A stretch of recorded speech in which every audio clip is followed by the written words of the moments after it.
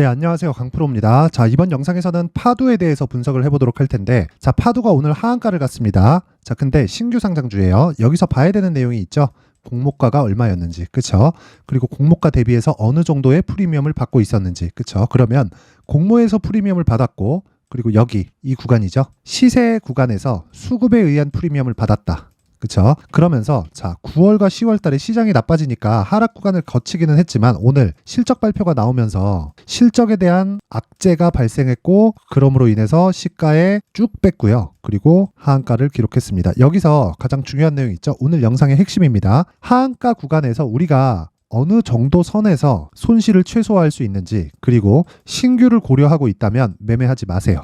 매매하지 마세요. 그쵸? 지금은 프리미엄을 받고 있는 주식은 거래하는 게 아닙니다. 물론 하이닉스, 그쵸? 지금 적자 구간에 신고가 가버리고 뭐 이러고 있어요. 근데 이건 인정이 되는 프리미엄이에요. 이 구조에 대해서 제가 어떤 식으로 분류를 해야 되는지까지도 이야기를 드릴 테니까 영상 끝까지 시청하시고요. 구독과 좋아요 그리고 댓글까지 하나씩 달아주세요. 댓글은 이해가 안 되는 부분입니다. 이해가 안 되는 부분에 대해서 달아주시면 제가 다음 영상에 참고해서 영상을 올려드리겠습니다. 자, 시작하겠습니다. 자, 우선 오늘 시가에서부터 하락폭이 굉장히 컸습니다. 근데 정말 신기하게도 시가 구간과 그쵸? 상장 시점의 구간이 그렇게 크게 다르지 않았다. 자, 그러면 이 내용에서 공모가를 확인 안 할 수가 없죠. 31,000원입니다. 그쵸? 31,000원인데 31,000원 대비해서 보세요. 프리미엄이 없었습니다. 프리미엄이 없었어요. 그렇죠? 자, 이 고가 정도를 보면 26,000원입니다. 그러면 31,000원보다 낮게 출발을 했죠.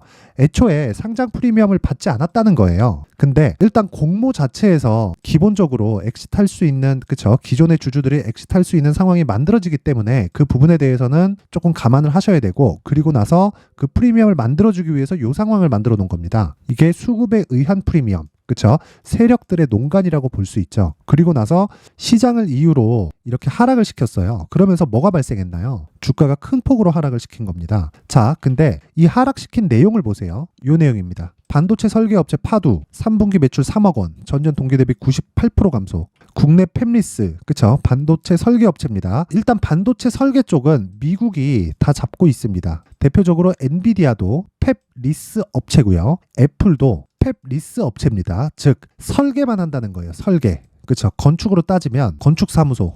그쵸? 설계사무소입니다. 이렇게 이해를 하시면 됩니다. 그리고 나서 공장에 보내서 이걸 짓고 만들고 하고 이런 부분에 대해서는 TSMC에서 한다. 이렇게 이해를 하시면 됩니다. 그럼 기본적으로 미국에서 잡고 있는 시장이기 때문에 한국에 대한 장악력은 그렇게 높지 않아요. 자, 내용 계속 확인할게요. 파두가 올 3분기 매출 3억, 영업손실 148억, 요걸 공시했다고 기록했다. 자, 요 내용은 어디서 발생했을까요? 그리고 적자폭이 14배 이상 커졌다. 요건 어디서 발생했을까요? 인력에서 발생한 겁니다. 기본적으로 설계업체는요, 설비 투자가 진행되지 않습니다. 설비 투자가 없어요. 왜 그러냐? 설계만 하는 그 설계에 대한 IP를 가지고 돈을 아주 크게 먹습니다. 그래서 프리미엄을 굉장히 많이 받아요. 왜? 성장의 끝판왕이거든요. 끝판왕. 자, 애플에서 뭐 M1 칩, M2 칩 이렇게 돼 있죠. 테슬라도 있습니다. 테슬라에서 도조. 이 테슬라 도조 칩은요. 정말 이 끝판왕 중에 끝판왕입니다. 지금 테슬라를 타고 다니시는 분들은 알 텐데 FSD죠. FSD를 작동하게 되는 게 테슬라 본사에 있는 그쵸 도조 칩에서 실행이 되는 겁니다. 그쵸? 그만큼 설계상으로는 최적의 이 설계를 보이고 있다. 근데 제가 말씀드리는 건 이쪽에서 그쵸 한국에서 설계 이 기업이 상장된 건 기술 특례 상장을 받은 거예요. 왜? 실적이 아직 나오고 있지 않거든요. 근데 제가 이야기를 드리는 건 실적을 보세요. 그쵸? 애초에 실적이 높은 실적이 아니었습니다. 그런데도 상장을 했어요. 어디에? 코스닥에. 그쵸? 여기 나오죠? 신성장 기업에 속해 있다는 겁니다. 그래서 기술 특례 상장 기업에 들어가 있는 거예요. 그쵸? 기술을 인정받아서 상장을 시킨 겁니다. 그럼 상장 요건이 완화돼서 나온 겁니다. 그러면 지금 나와 있는 건 그쵸? 이런 기업이 막 강세를 보이려면요. 금리 자체가 낮아야 돼요. 왜 그러냐면 금리가 낮아야 성장성에 대한 할인율이 적어진단 말이에요. 근데 지금 금리가 5.5%죠. 자, 그러면 파두 같은 기업은 아직 실적을 안 내고 있죠. 그러면 계속해서 돈을 넣어줘야 돼요. 어디에? 인건비에. 그쵸? 왜? 설계 인력을 찾아야 되니까. 그쵸? 머리로 하는 그런 일이란 말이에요. 이거는. 그러면 머리가 좋고 따끈따끈한 기업에 그쵸 많은 아이디어를 가지고 있는 그 기준이 인력에 있어요. 그 인력에 대한 투입을 계속해서 하는 겁니다. 그래서 적자를 보는 것은 맞아요. 그런데 인력을 많이 뽑았다는 겁니다. 그런 면에서는 오케이. 근데 지금 문제는 금리에 있다는 거예요. 그래서 금리가 지금 낮아지지 않는 상황이 나왔을 때는 파도는 사실상 올라가기가 어렵습니다. 어려워요. 그래서 지금 만약에 내가 이 구간에서 있죠. 그쵸. 시가 구간에서 이 상장 시점 구간에서 이렇게 주가가 쭉 올라왔는데 여기서 못 팔았다. 그러면 내일이라도 매도하는 걸 추천드립니다. 그런데 혹시라도 내가 고가에 물려 있다. 그러면 지금 당장에서는 아직까지는 매도의 의미가 없다고 이야기를 드릴게요. 그리고 무엇보다 내가 다시 매수할 수 있는 가격대를 잡는 게 문제입니다. 잡는 게. 요건 어디서 잡느냐? 한 가지 이야기 더 드립니다. 금리가 낮아지는 시점을 먼저 체크를 해야 돼요. 근데 이런 구간이 1년 이상 걸립니다. 그렇죠? 그래서 우리는 딱 기술적인 내용만 본다. 그래서 중요한 게 철저하게 가격 전략을 세워야 되고요. 그리고 2주 안에 내가 나올 수 있는 보유 전략을 짜야 됩니다. 저는 이걸 단기 보유 전략이라고 합니다. 자, 다시 정리해서 이야기를 드릴게요. 파두는 사기라고 볼 수는 없어요. 사기라고는 볼 수 없다. 왜? 신성장 기업, 즉 기술을 인정받아서 상장 요건을 낮춰서 코스닥에 입성을 했습니다. 여기에는 모종의 결탁이나 그런 부분이 있기는 할 겁니다. 근데 그 내용보다 지금 물려 있는 게 중요한 거니까 혹시 물려 있는 분들이 있다면요. 다시 말씀드립니다. 여기 이 구간 있죠? 시가 구간, 시가에서 한 3일 정도. 그렇죠. 상장 시점에 한 3일 정도의 상황에서 물려 있다 그러면 내일 시가 구간에서 그냥 매도하고 다음 전략을 기다리세요. 손해 회복 될 수 있습니다. 손실 안 볼 수 있어요. 근데 한 번의 기회를 더 기다려야 된다. 그리고 만약에 내가 고가에 물려있다. 그러면 내일 시가에 떨어질 겁니다. 이때도 무시하세요. 매도하지 마세요. 매도하지 마시고 추가 매수를 고려하셔야 됩니다. 왜 그러냐면 단기적으로 하락폭이 낮고요. 그렇죠?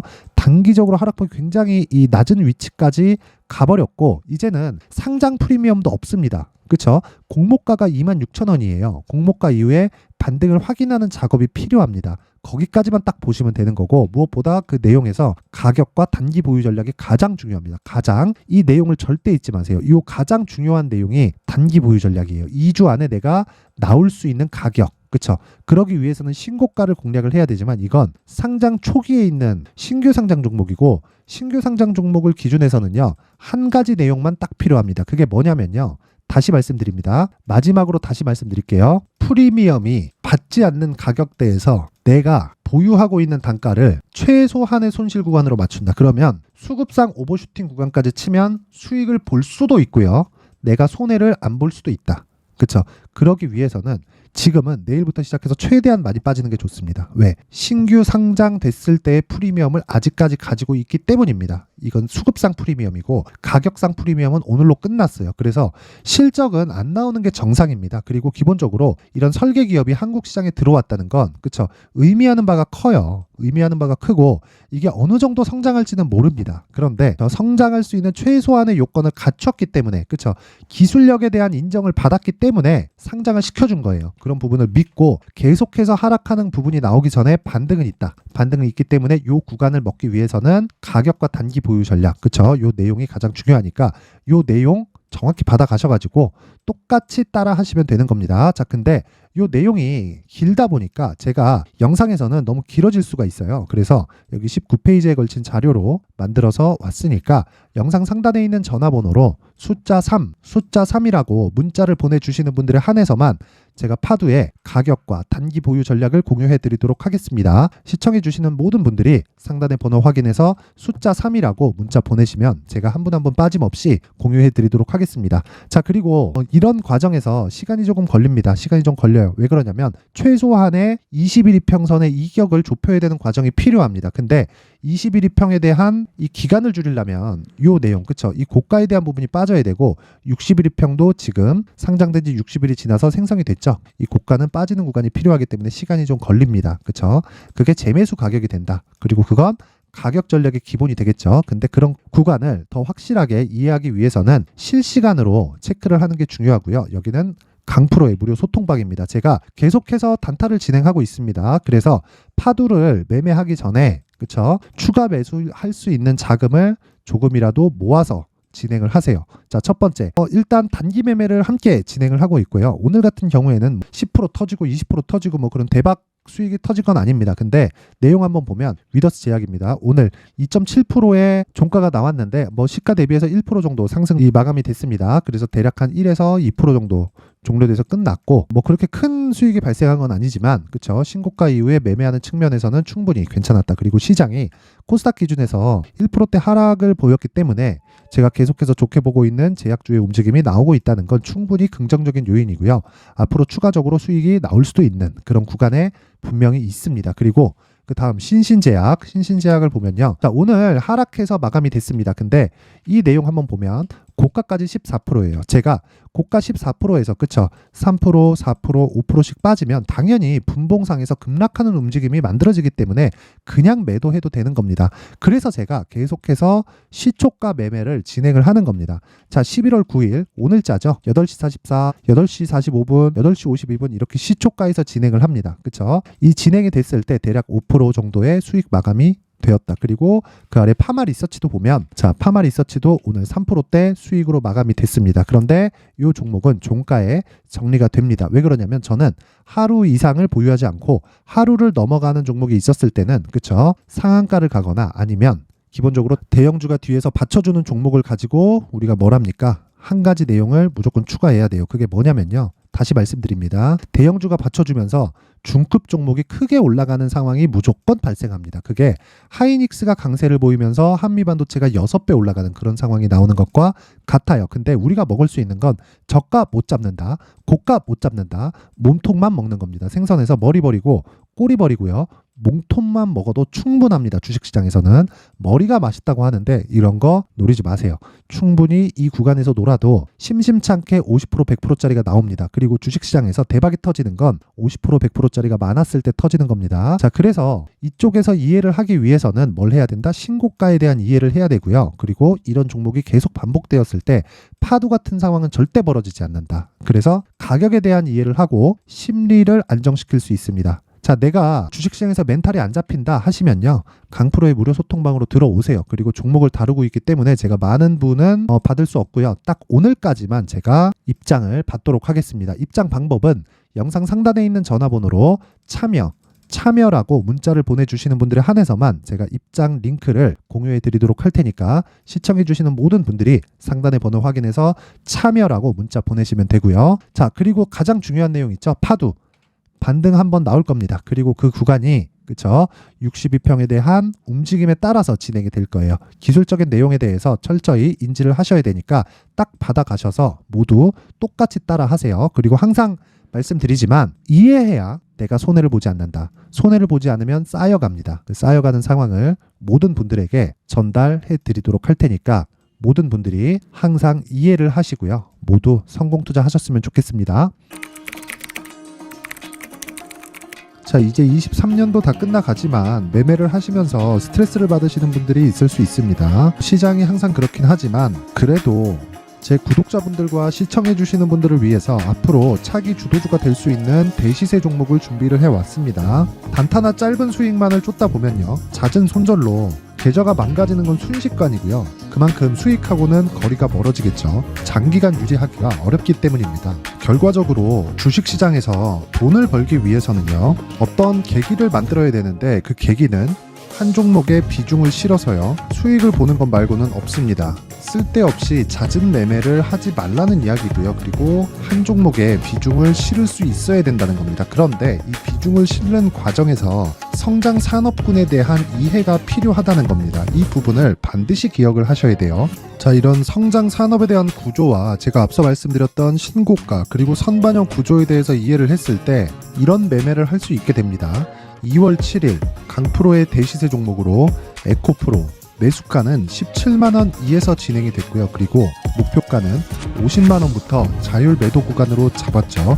예상 수익 범위가 200% 이상으로 되어 있는데 신고가 이후에 선반영 평균치가 200% 이상이기 때문에 그렇습니다. 자, 그런데 에코프로가 2차전지 양극재 기업이죠. 2차전지 양극재는 친환경이라는 범주 안에 속해 있다고 보시면 됩니다. 근데 제가 항상 이야기를 드리죠. 시세는 항상 연결된다고요. 앞으로 나올 대시세 종목도 이런 친환경이라는 성장 산업군에 포함되어 있어야 됩니다. 자, 이런 성장 산업군에 포함되어 있는 걸 확인한다면 이 내용처럼 세 가지의 공통점을 가지고 있습니다. 1년에 많은 종목이 발생하지 않고요. 그리고 세력들의 장기간 매집 구간이 확인돼야 되고, 그리고 상승하기 시작하면 평균적으로 3개월 정도의 상승 구간을 보이기는 하지만 제가 2개월이라고 작성을 해온 건 한 가지 내용 때문입니다. 한 달은 확인하는 과정이 필요하기 때문입니다. 이게 무슨 얘기냐면 성장 산업에 대한 부분, 그리고 이런 공통점, 여기다가 기술적인 내용을 다 포함을 시키더라도 절대적으로 가격이 우선적으로 반영이 되는 것이기 때문입니다. 에코프로도 마찬가지예요. 장기간 하락하면서 최악의 국면을 거쳐왔고요. 이 구간에서 먼저 하락을 했다는 건 앞서 말씀드렸던 내용처럼 고가에 대한 부분이 아니라 저가, 즉 나쁜 부분을 반영한 이후에 신고가를 발생을 시켰다는 건 앞으로 좋을 부분을 반영이 되고 있다는 거죠. 그런데 본격적인 시세는 신고가 이후라고 말씀을 드렸고, 지금은 매물 소화 과정을 보내고 있습니다. 앞서 말씀드린 대로 가격 먼저 분석을 끝냈죠. 그리고 나서는 정부 정책의 방향과 맞는지를 체크를 해야 되는 겁니다. 2023년 대시세 종목인 에코프로도요, 정부 정책의 방향에 맞는 종목이라고 볼 수 있겠죠. 물론 이런 종목들도요, 신고가 이후에 시세를 낸다는 건 반드시 기억하고 있어야 됩니다. 자, 이런 내용을 토대로 23년 상반기 에코프로와 같은 대시세 종목을 준비를 해왔습니다. 자, 하반기 대시세 종목은 영상 상단의 전화번호로 대시세라고 문자를 보내주시는 분들에 한해서만 공유해드리도록 할 테니까 영상 상단의 전화번호 확인해서 하반기 대시세 종목으로 큰 수익 내셨으면 좋겠습니다.